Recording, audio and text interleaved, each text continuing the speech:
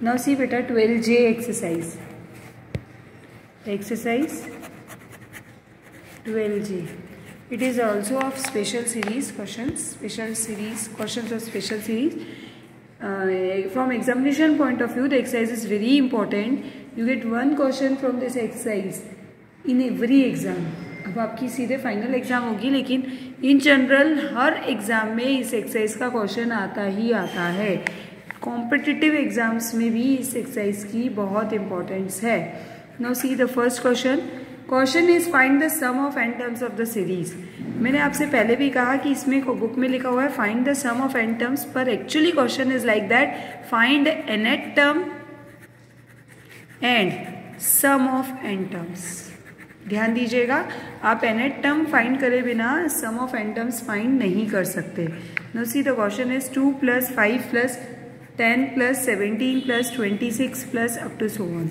अगर आप in general इसका nth टर्म बता सकते हैं तो आप उसके बाद समेशन निकाल कर उसका सम निकाल सकते हैं. But firstly you have to find the nth term. If you have any trick to find the nth term तो आप डायरेक्ट लिखिए. अगर आपके पास ट्रिक नहीं है तो मैं आपको बताती हूँ उसका nth टर्म फाइंड करने का क्या तरीका है. Suppose s equals to 2 + 5 + 10 + 17 + 26 + up to so on n terms. हम इसको n टर्म्स तक सपोज कर लेते हैं. क्या करिएगा बेटा, एक एक टर्म शिफ्ट करिएगा. यहाँ शायद एक मिनट थोड़ा ब्लर हो रहा है, इसको थोड़ा पोजीशन चेंज कर लेते हैं. ये आपका क्वेश्चन है बेटा, ये आपका n टर्म्स तक हम इसको लिख दिया है. आप ये सारे टर्म्स में एक एक टर्म शिफ्ट कर दीजिए. So it is 2 + 5 + 10 + 17 + up to so on. ये एक टर्म भी आपका यहाँ शिफ्ट हो जाएगा तो ये an आगे आ जाएगा. नाउ सी, अगर ये nth टर्म है तो इससे पहले वाला टर्म क्या होगा, an-1 n-1th टर्म होगा. Now if they are of same side so subtract them. If they are of same sign so subtract them. तो on subtracting, when we subtract sign will be changed till minus minus minus minus minus minus minus. S will become, so it is 0 equals to 2 + 3 + 5 + 7 + 9 + up to so on. It is an minus an minus 1.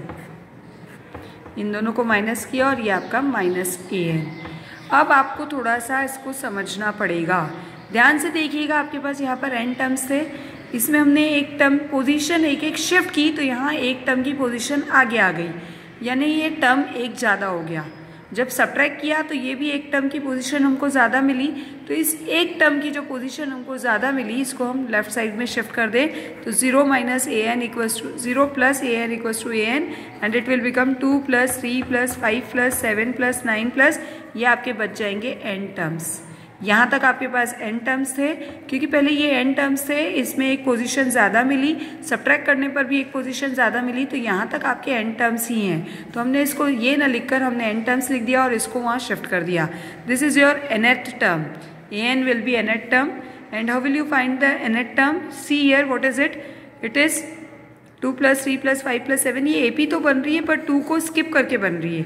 अगर आप 2 को लेकर बनाएंगे तो यहाँ difference 1 है पर बाकी डिफरेंस 2 है, तो ये AP नहीं बनेगी. AP यहाँ से बनेगी आपकी. ये सारे n टर्म्स थे जिसमें हमने 2 को छोड़ दिया, 2 को एज इट इज़ लिख दिया, तो ये आपकी AP बन रही है. लेकिन AP कितने टर्म्स की बनेगी? n-1 टर्म्स की, क्योंकि एक 2 को हमने छोड़ दिया. तो यहाँ सम का फॉर्मूला लगाएं AP के, तो n-1/2 2a प्लस n-1 -1, क्योंकि टर्म्स ही आपके n-1 है, और d आपका 2. So it will become an equals to 2 plus, यहाँ से 2 कॉमन ले लेते हैं, सो n-1/2 इंटू 2 कॉमन लिया, 3 + n-2.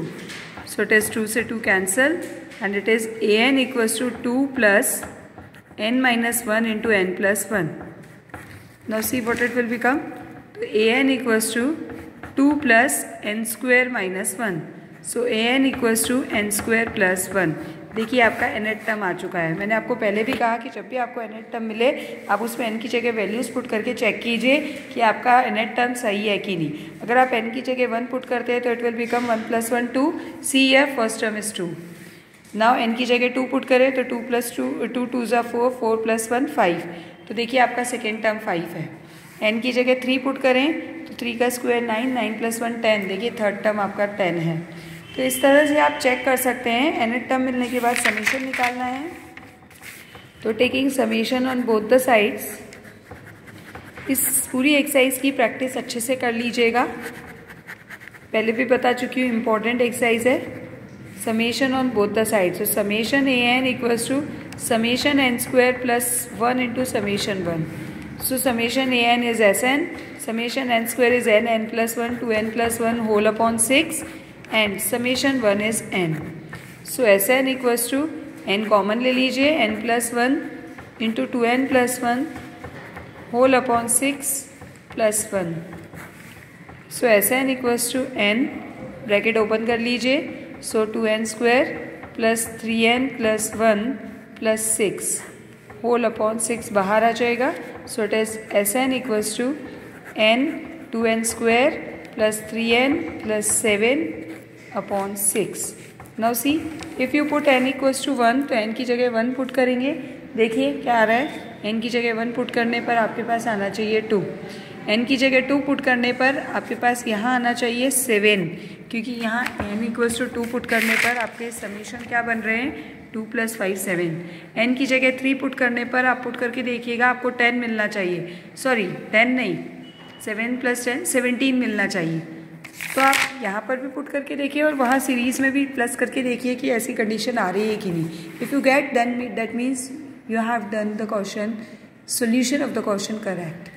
Now see, in the similar manner we can see the another question number 3rd। 2-3 question और बता देती हूँ। थर्ड देखिए, 1 + 5 + 12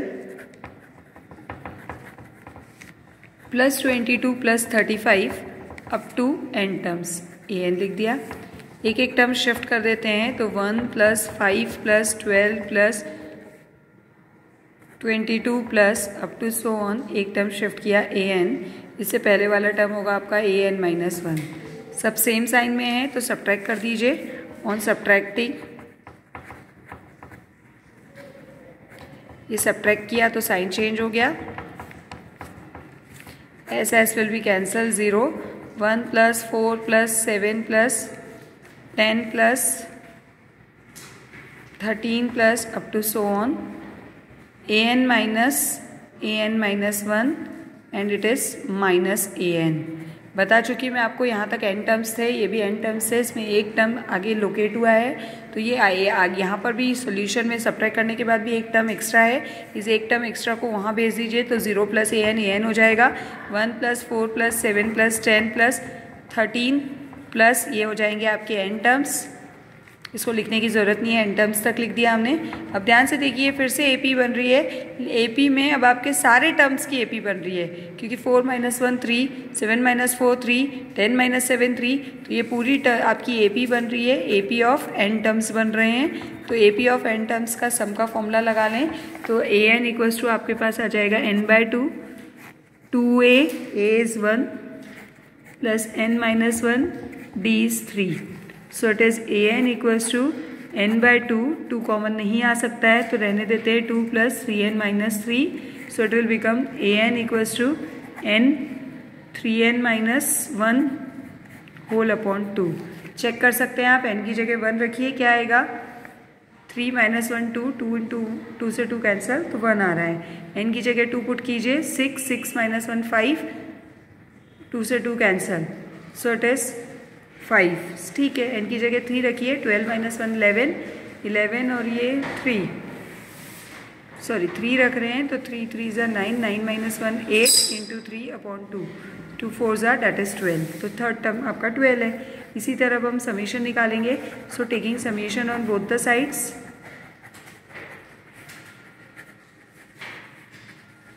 सो it will become summation an equals to 1/2 बाहर।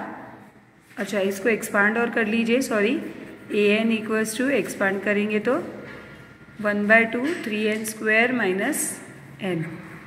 सो यहाँ पर ये आपने किया 3 summation n² - summation n।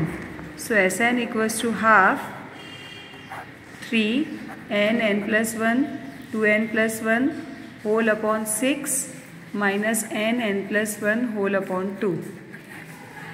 So Sn equals to 3 2 ज़ा 6, 2 दोनों का सेम है तो 1/4 हो गया, और n+1 भी बाहर ले लेते हैं तो 1/4 n+1, what it will become 2n+1 -1. So it is Sn equals to 1/4 n+1 into 2n. 2 भी कैंसिल हो जाएगा तो Sn equals to n² n+1 upon 2. That is your Sn. n की जगह वैल्यूज़ पुट कीजिए, आपको टर्म समीशन मिलते जाएगा and that will be your answer.